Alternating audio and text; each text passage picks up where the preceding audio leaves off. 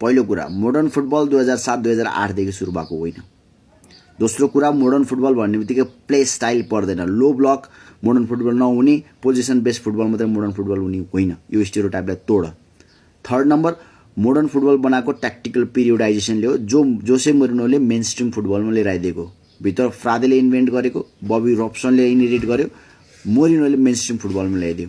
अब आउँ कुरा गरौँ how Jose Mourinho modernise the football र how Jose Mourinho brought the modern football in this world, जहाँ पेप गार्डियोला थ्राइभ गरिरहेछ। अब नम्बर 1 पोइन्ट 2007-2008 देखि फुटबल मोडर्न भएको होइन भन्ने कुरा। पेप गार्डियोला मेन स्ट्रिम फुटबलमा एज अ कोच 2007-2008 तिरबाट आएको, जहाँ फुटबल मोडर्न भइसकेको थियो र मोडर्न फुटबलको सक्सेसफुल म्यानेजर हो पेप गार्डियोला।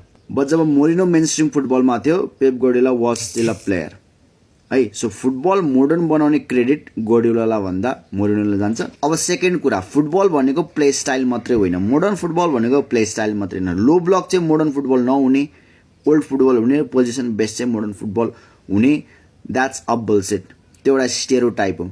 जबकि 70s, 60s, 50s, 30s तिर गरेको कुरा अहिले फेरि मेन स्ट्रिम फुटबलमा आउँछ भने how can that be a modern football?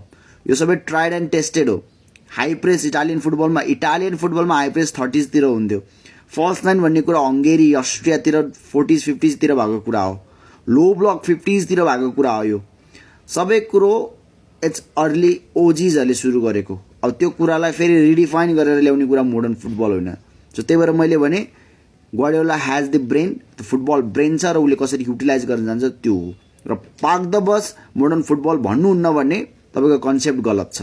Third, football modern बनाएको ट्याक्टिकल पिरियोडाइजेसनले हो। मोडर्न फुटबल भनेको ट्रान्जिसन र अर्गनाइजेसन।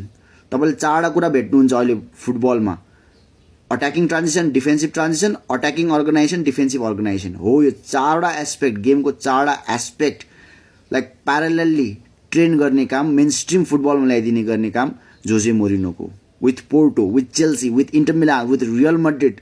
र अहिले वर्ल्ड फुटबल यो चारवटा एस्पेक्टमा चलेको छ। वर्ल्ड फुटबल ट्याक्टिकल पिरियोडाइजेसन बिना इट्स नथिङ। तपाईँको 90 मिनट फुटबलमा के हुन्छ, तपाईँको बिहाइन्ड द सिन पनि त्यही अनुसार ट्रेनिङ गर्नुपर्छ भन्ने जुन कन्सेप्ट ट्याक्टिकल पिरियोडाइजेसनले ल्याइदियो हो, त्यहाँबाट फुटबल मोडर्न हुन थाल्यो। तपाईँको गेम मोडल डिसाइड गरिदिनु, तपाईँ कसरी गेम खेल्नुहुन्छ, तपाईँको सब प्रिन्सिपल डिसाइड गरिदिएको छ। लाइक प्रिन्सिपल हाम्रो यो हो र हाम्रो सब प्रिन्सिपलमा डिफेन्सिभ कसरी काम गर्छ, अट्याकिङ कसरी काम गर्नुहुन्छ, मिडफिल्ड कसरी काम गर्छ, सब प्रिन्सिपलभित्रको नि सब प्रिन्सिपल छ। एउटा अट्याकिङ सिचुएसनमा एउटा प्लेयर कसरी वर्क गर्छ। सो यही नै त हो मोडर्न फुटबल, यही नै त हो अर्गनाइजेसन, यही नै त हो प्रिन्सिपल। सो मेन स्ट्रिम फुटबलमा ल्याइदिने काम कसले गरे हो? जोसे मोरिनोले गरे हो। गार्डियोला के गर्थ्यो त्यतिखेर? खेल्दै थियो। एउटा प्लेयरको tactical, technical, physical, psychological, social सबै एस्पेक्ट एकचोटि ट्रेन कसरी हुन थाल्यो? यही ट्याक्टिकल पिरियोडाइजेसनको मोडलले हुन थाल्यो। So without tactical periodisation there is no modern football.